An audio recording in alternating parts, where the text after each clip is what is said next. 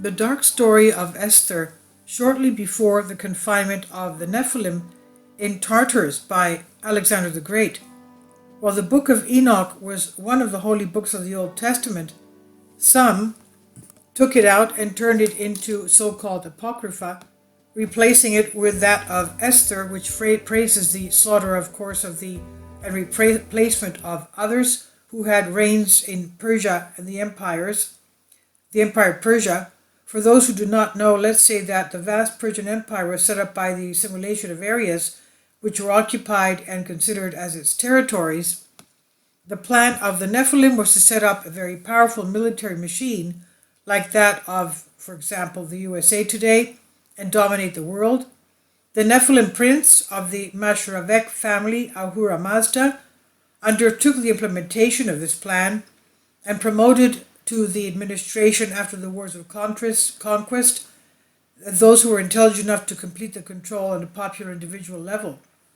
Then he promoted Jews to the position of those who were Greeks, since the Jews were considered and are considered more controllable and disciplined than the unruly, unpredictable Greeks.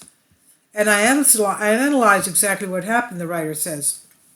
The king of Babylon, Nebuchadnezzar, after the fall of Jerusalem, dragged multitudes into captivity of the people, of the Hebrews. The descendants of these captives was Mordecai, son of Jairus of the tribe of Benjamin. Mordecai lived in Susa and managed to serve in the court of the great king Xerxes. He became involved in a conspiracy of the courtiers Gavathas and Thera, who planned to do away with Xerxes. Mordecai denounced the conspiracy to the king and was thus given various privileges and gifts. He was then able to be closer to the prime minister of the country, Aman the Macedonian of Greek origin. Haman, Esther, wanted to take advantage on Mordecai for the betrayal of the plan against Xerxes. Perhaps Haman himself wanted to weaken the Persian leadership by joining the conspiracy, seeing that what he had agreed with the Persians was not being implemented. And at that time, the Greeks had maximum profits, owning, controlling the trade in the Mediterranean and the Black Sea with their huge merchant fleet. And the Hebrews wanted to control the trade, so that they planted Mordecai in the court of Xerxes. The development of events justifies the point of view, since apparently Greeks and the Hebrews were trying to have the favor or even the control of the great king and his huge army, who reigned in 127 countries from the Indies to Ethiopia.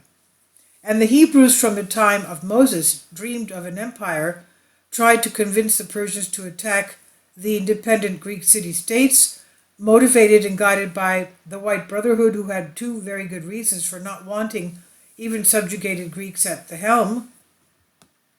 A, they preferred a global Persian peace with a despotic Persian regime, at the head of which they could control, rather than a Greek peace with the free-spirited, unruly, undisciplined Greeks, whom there was no way they could control, since the Greeks applied the free spirit. B, the free Greek spirit had to be crushed and extinguished because it was a constant danger of global awakening of the oppressed people, and this scared the Nephilim back then, and this scares them even now. But let's see what Mordecai did in the court of Xerxes, since his mission was to get the Persian king to exterminate the Greeks. The mission was not easy, since the Persian king felt safe with the Greek administration, firmly holding the reins of his vast state. In short, he slept soundly.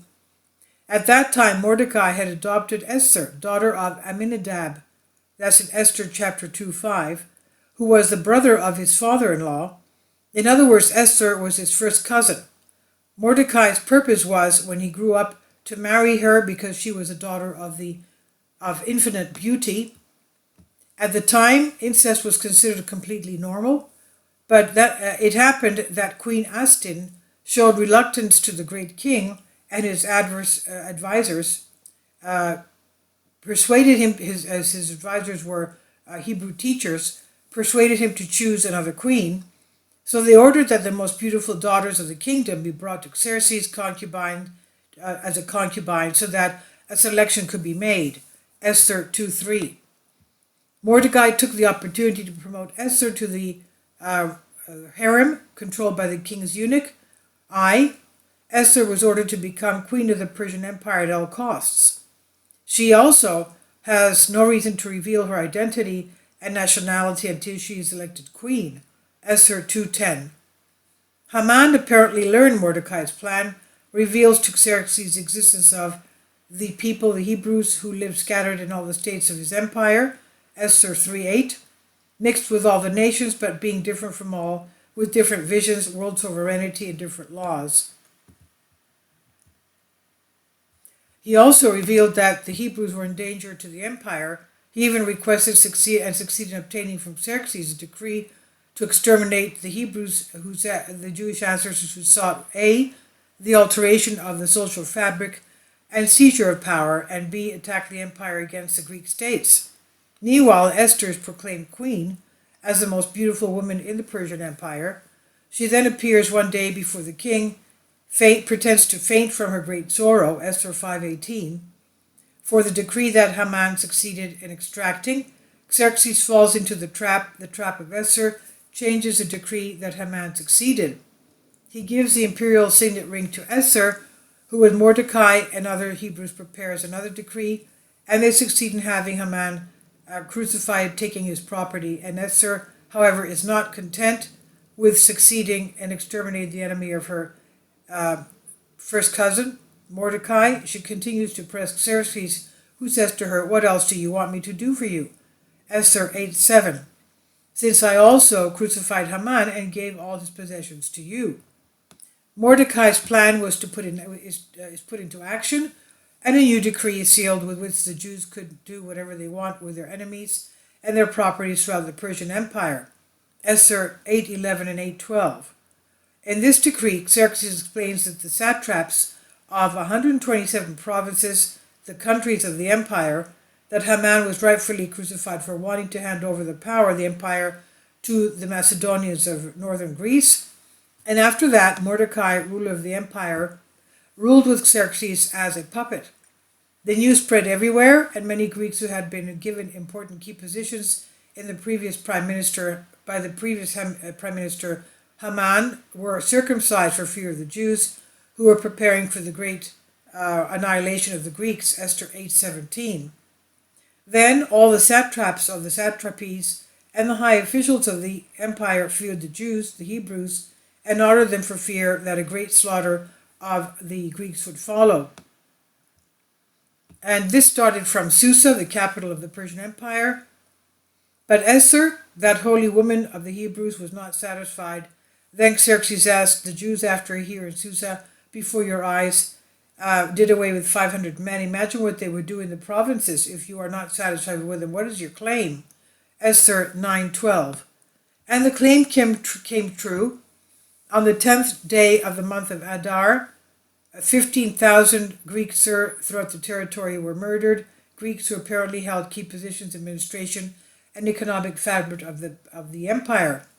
Mordecai wrote all this in a letter, and together with Esther, they appointed a festival of Purim, meaning guards, for the Hebrews to remember the 14th and 15th of the month of Adar, when they rested after the massacre of the Greeks.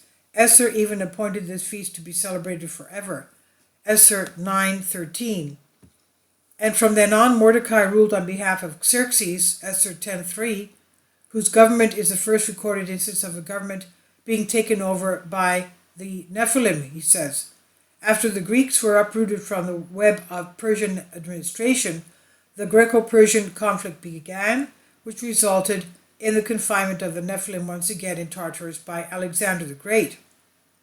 The Greco-Persian Wars lasted about 200 years. Now, regarding the texts of Enoch, which they removed from the Old Testament, they tell us about the mixing of the DNA of the Saturn giants with that of animals, and Kroni, not Saturn, meaning the abominable races of the Nephilim giants and that of animals, and the creation of Nephilim genera. So this is from the book series Why and How They Live Among Us by Yakopoulos. I've translated this for you from a Greek article. Please leave your comments. Thank you for your support. Kindly support my Patreon account. The daily posts are 5 videos daily, and they are totally different from what I have on my YouTube channel. Thank you so much for your support and that you find all my content so interesting. You'll find the Patreon account details in the description box below.